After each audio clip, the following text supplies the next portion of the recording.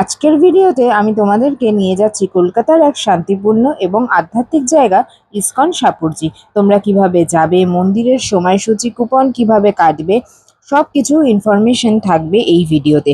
তাই রিকোয়েস্ট রইল ভিডিওটা শেষ পর্যন্ত থেকো। আর এরম ভিডিও পেতে চ্যানেলটাকে কিন্তু সাবস্ক্রাইব করতে ভুলো না।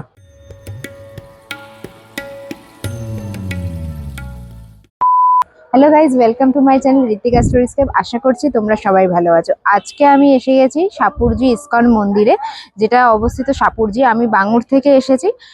বাঙুর থেকে KB-16 যায়। তোমাদের এখানে আসতে মোটামুটি 1 ঘন্টা থেকে 1.5 ঘন্টার মতো সময় তো লাগবে। তাহলে তোমাদেরকে বলা যাক এখানে পৌঁছালাম কি করে। প্রথমে KB-16 উঠে গেছিলাম। আমি কিছুটা এগিয়ে গেছিলাম, তারপরেই পৌঁছে গেলাম উল্টোডাঙাতে। উল্টোডাঙা পেরিয়েই তারপরে তোমাদেরকে আমি একটু জার্নিটাও দেখিয়ে দিলাম।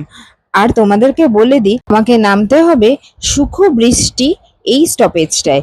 দেখো 36 স্টপস দেখাচ্ছে ফ্রম উল্টোডাঙা। তাহলে চলো এবার রাস্তাটাও তোমরা একটু আমার সাথে সাথে এনজয় করো। দেখো এটা একদমই সল্টলেকের রাস্তা।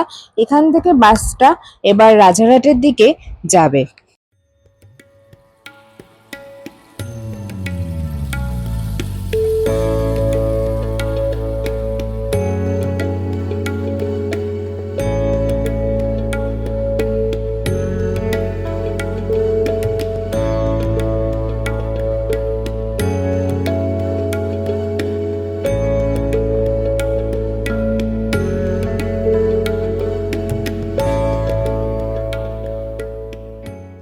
নেমে পড়লাম সুখ বৃষ্টি এই স্টপেজে। আমাকে নামিয়েছিল ওই পারে। রাস্তাটা ক্রস করে এই পারে আসলাম।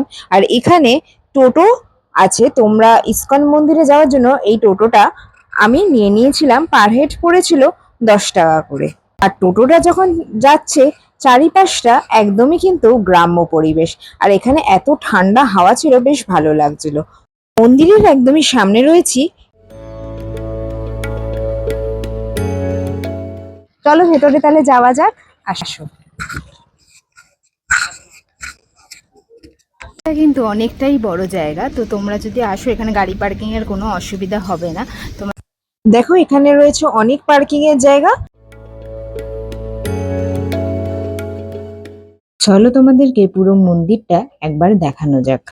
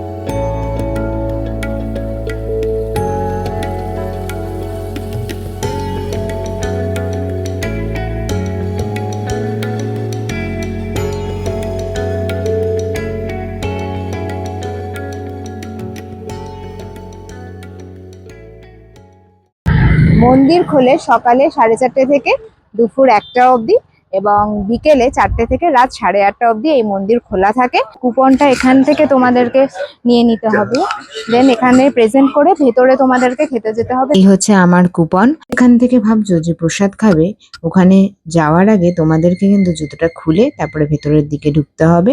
এবং এখানে দেখো অনেকটাই কিন্তু জায়গা রয়েছে, সবাই কিন্তু এখানে এসে আগে কুপনটা প্রেজেন্ট করে খাবার নিয়ে তারপরে তোমরা এখানে বসে প্রসাদটা তোমরা গ্রহণ করতে পারো।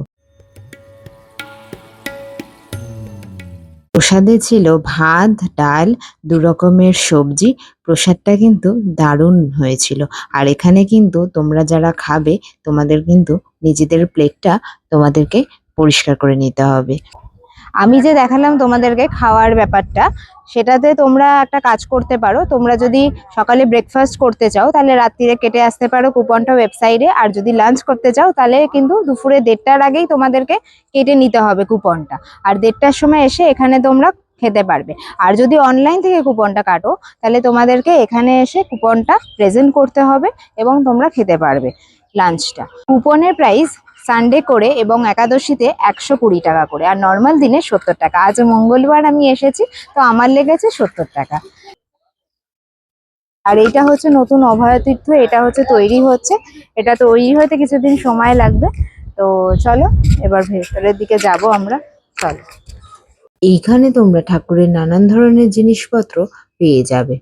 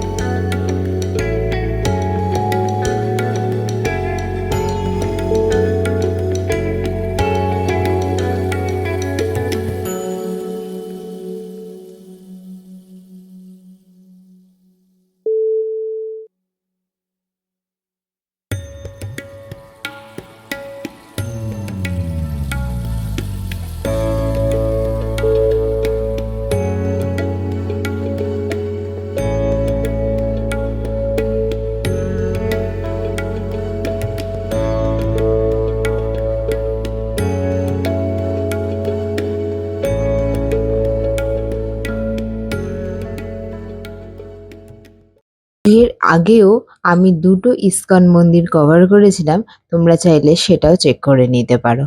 আর এই ভিডিওটা যদি তোমাদের ভালো লাগে, ভিডিওটাকে লাইক, শেয়ার, সাবস্ক্রাইব করে আমার পাশে থেকো। আর এরকম ভিডিও পেতে চোখ রেখো ঋত্বিকা স্টোরিস্কেপে। আজকের মতো এখানেই শেষ করছি, চলো টাটা।